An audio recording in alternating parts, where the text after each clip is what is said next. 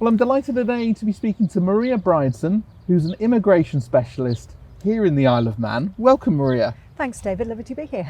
So we're going to chat a little bit about immigration trends, relocation, how high net worth and wealthy families can look at options to live in the Isle of Man. Yep. But first of all, it will be interesting to hear a little bit more about your practice and background.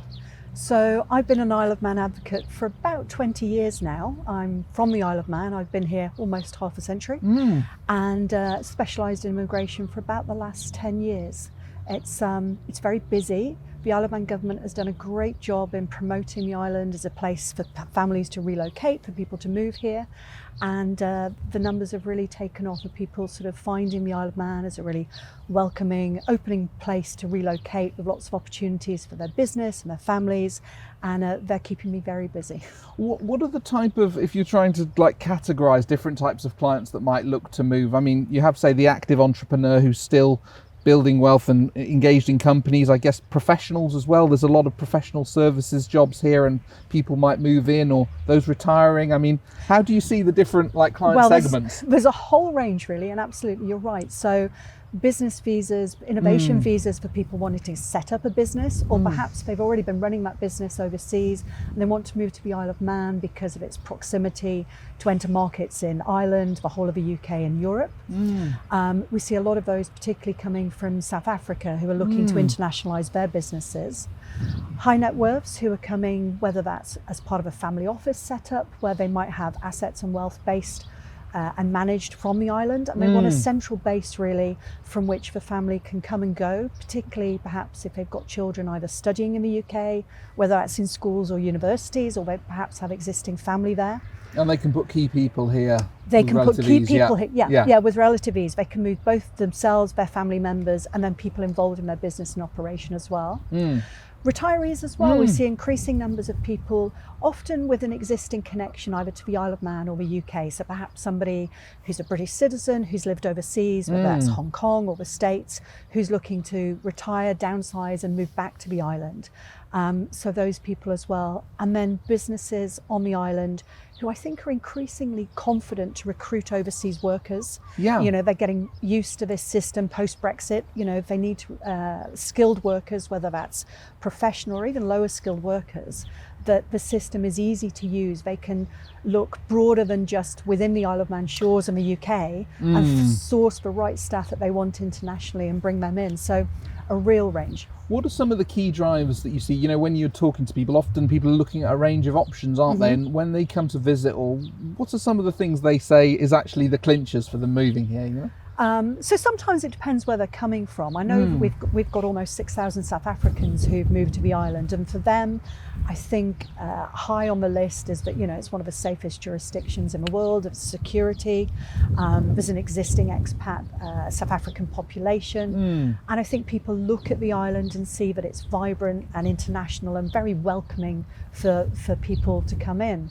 I think in terms of immigration routes, it's low thresholds. There's an open property market. Anyone can buy a residence in the Isle of Man. We don't have that closed housing market. What's the supply of property like? I mean, when people come over and look, I guess there's a range of options, isn't there? They could buy land here if they wanted to develop, or there's lots of things compared to other islands, aren't there? Yes. So compared to other islands, we're geographically bigger than say our Channel Island compatriots. We've got more space. There is building land available.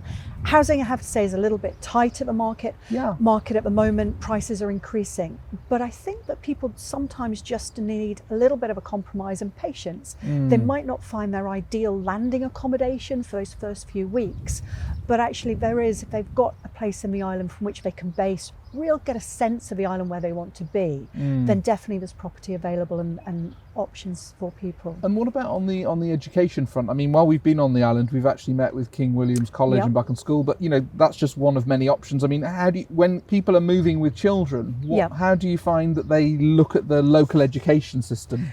So I'm a mum of 3 teenagers. My kids have been the whole way through the system. So there is primary schools and secondary schools in each of the main towns and all of the main villages. So often people find, the ability for their child to walk to their local school and be part of that local community is really important to help children settle and find friends. and they often marvel at the range of, kids groups and sporting opportunities that are available. So in addition to the secondary schools, there's obviously King William's College, got a really high reputation. It's a great private school. And I think importantly for people, the qualifications that people obtain here are fully recognised in the UK, clear pathways. The vast majority of our students would go to university in, say, England or Scotland, but also as opportunity whether they're looking at Ireland or further afield, but those qualifications are recognised, and children who have been educated here count in the UK as local students, not as overseas students. So obviously the fees are much lower, which I think is quite attractive to a number of families. Okay, interesting. And your colleague in your legal practice actually is a good example of someone who's successfully relocated. Perhaps you could just walk us through her experience. Yeah, my colleague Bernadette moved to the island from South Africa about 18 months ago. She moved with her family, her husband and her daughter. Settled in really quickly. She had British ancestry, so she was able to come on an ancestry visa, which is a great route for many people, particularly from South Africa.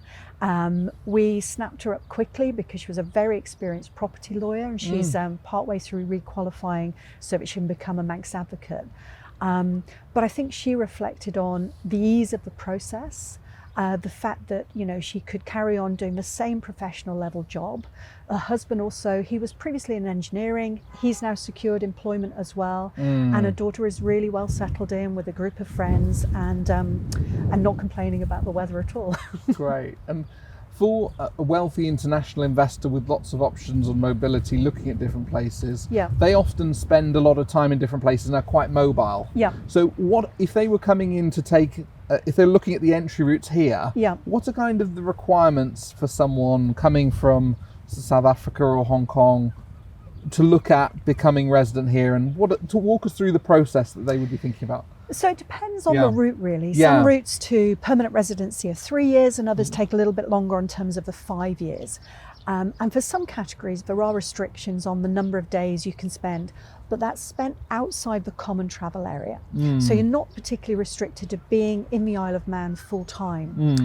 And then it's important to know that if they get permanent residency in the Isle of Man, that's absolutely equal to permanent residency in the UK. So if at that stage circumstances changed, they wanted to spend more time in London, depending on the tax circumstances, of course, but that would be planned for.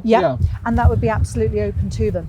And once you're a permanent resident, if you wanted to naturalise a British citizen, you can do that here, and it's a full British passport. It's not any kind of lower tier British passport, and then you can use that to travel internationally with your home passport as well. Okay, interesting. And you went to South Africa earlier in the year. Have you got more travel planned? I mean, where do you see opportunity? Where do you see it as important to be out on the road meeting people?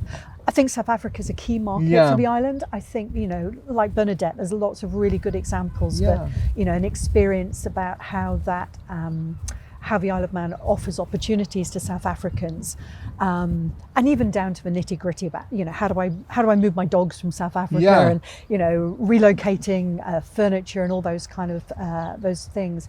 But I think further afield, there's a lot of interest from the US and Canada. UAE is very interesting. And of course, we've got really high numbers of people moving from across Asia, both Hong Kong, whether that's expats or Hong Kongers looking to use the B&O visa, but also in terms of the gaming companies and other high-tech companies, whether that's biotech or the new cannabis sector, who are looking to bring staff in from there. So, it's difficult to be specific because, our doors are open really to everyone who wants to come and put down roots here and build a successful business and life for their family. Fantastic. Well, look, Maria, great to talk to you today, and look forward to sharing this interview. Good to speak to you too. Thanks, David. The latest technical content delivered through global conversations with professionals for professionals.